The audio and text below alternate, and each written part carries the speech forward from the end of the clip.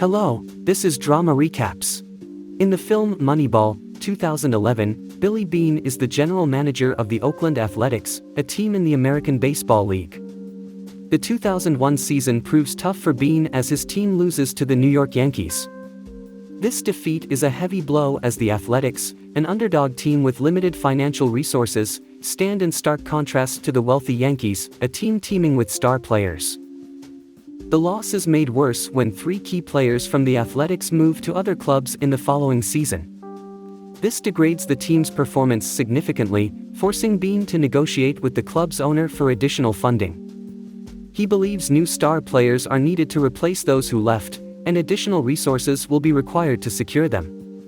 However, the owner is reluctant to overstretch the club's finances given their underdog status.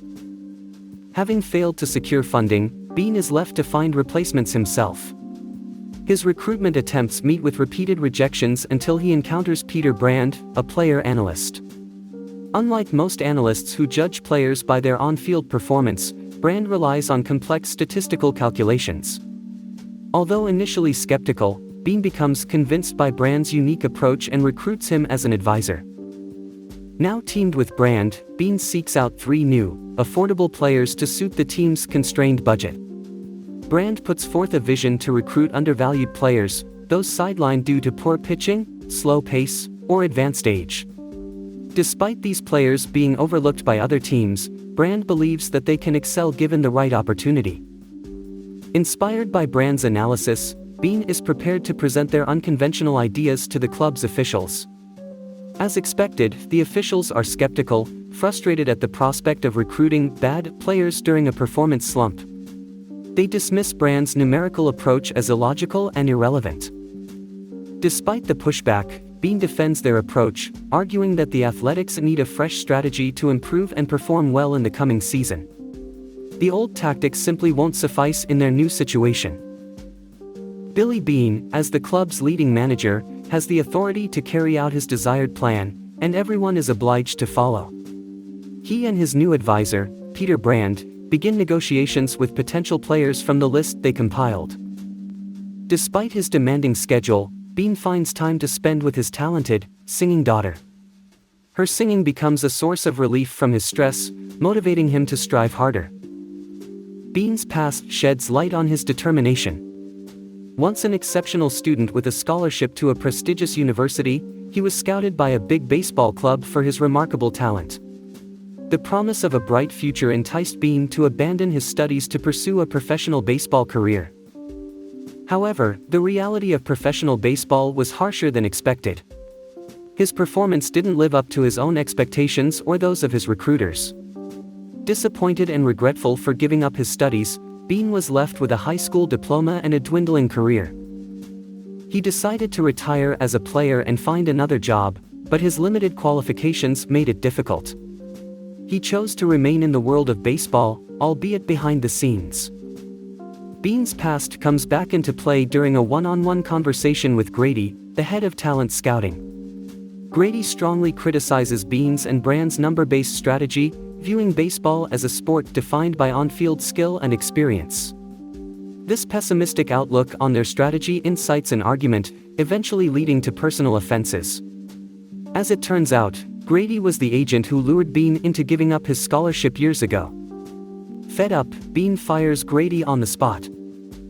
As the 2002 season begins, the Athletics train and introduce their new players to the media.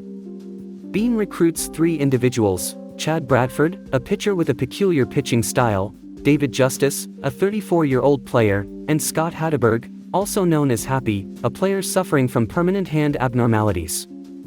The addition of these three problematic players causes a conflict between Beane and the head coach, Art Howe. Following numerous disagreements and dramatic events, the Oakland Athletics finally geared up for their first match of the season. Beane, however, maintained a peculiar habit: he never watched the games live, a behavior stemming from his failed career as a baseball player. The trauma left him anxious, always waiting for the match results elsewhere. In addition, Beane maintained a certain distance from his players, making it easier for him to let them go when necessary. As the game commenced, the results were as many anticipated. The Athletics' performance still appeared disordered, despite the strategic efforts of Beane and Peter. This led to frequent disagreements between Beane and head coach Howe about player selection. Beane urged Howe to play Happy, but Howe opted for a player he preferred, emphasizing his authority as the head coach and his disapproval of Beane's interference. Public opinion was quick to turn against Beane and Peter's data-driven strategy, dubbed moneyball by the media, when the Athletics continued to suffer defeats. As the team sat at the bottom of the league standings, many pointed the finger at Beane, and calls for his removal began to surface. Despite this turmoil, Beane and Peter remained calm, confident that their strategy was sound and that it was only a matter of time before the team would improve. Beane assured his daughter not to worry about the negative press coverage about him. However, frustration was brewing within Beane as the success of his new strategy was yet to materialize. He often let his anger out in the team's locker room. In these difficult moments, Peter cautioned Beane against acting out of anger, as it would only hurt him and the team. Beane's frustration was fueled by Howe's resistance to playing the players he had recruited. In response, Beane planned to dismiss Howe's favored players, thus forcing Howe to deploy the new ones. When Howe learned of Beane's plan, he vehemently opposed it, warning that it could lead to the club's demise. Nevertheless, Beane threatened to dismiss Howe's players if he didn't comply. Following these events, Peter began devising strategies for upcoming games, while Beane started to directly intervene and motivate the team, fostering a winning mentality. From that point forward, the Athletics' performance started to improve. They began to ascend the league standings and even achieved a 7-game winning streak. The sudden and impressive rise of the Oakland Athletics in the league standings led many to wonder about the secret behind their success. As the team's winning streak continued, Beane implemented a bold plan to recruit a star player. Through clever negotiation and strategic manipulation, Beane managed to secure this player, significantly boosting the Athletics' chances of winning the championship. The Athletics' winning trend didn't stop.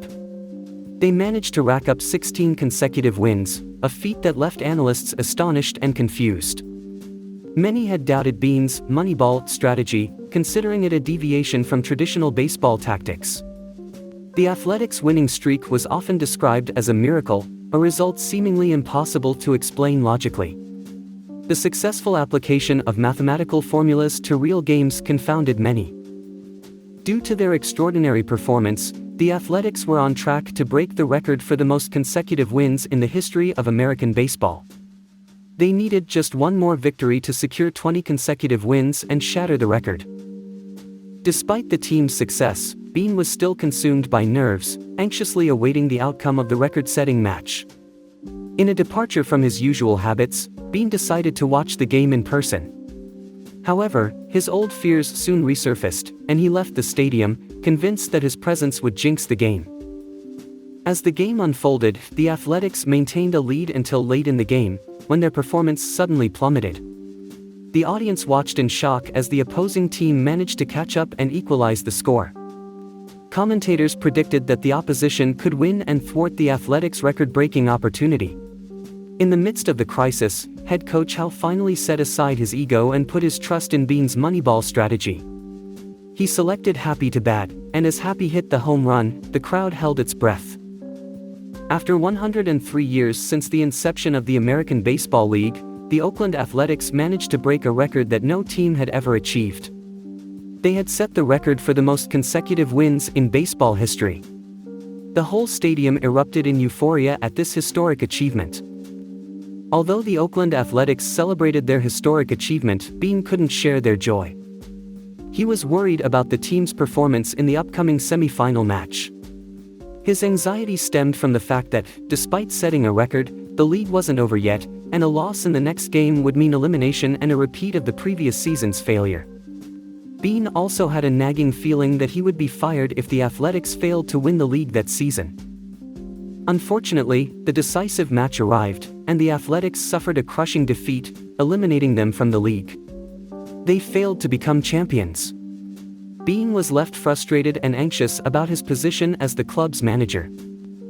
To his relief, the club owner decided to extend Beane's contract, demonstrating faith in his leadership for the upcoming season. Beane soon received a lucrative offer from the Boston Red Sox to manage their team, with a salary that would make him the most expensive baseball manager in the world. The Red Sox's owner was impressed by Beane's ability to manage a team with a limited budget and his innovative moneyball strategy. However, after giving it serious thought, Beane decided to decline the offer. Deep down, he loved the Athletics. He had once failed at the club as a player, but now he was there as a manager, and he wasn't going to stop until he made the Athletics League champions. After discussing his decision with Peter, who had become a close friend, Beane chose loyalty to the Athletics over the tempting offer from the Red Sox. In the final scene of the film, Beane is seen driving his car, listening to a song composed by his daughter as a tribute to her beloved father. His determination to lead the Athletics to victory remains unwavering, a testament to his dedication and passion for the team. This is the end of the movie. Let me know what you think about this movie in the comments, and subscribe to the channel so as not to miss the release of new content. Thanks for watching.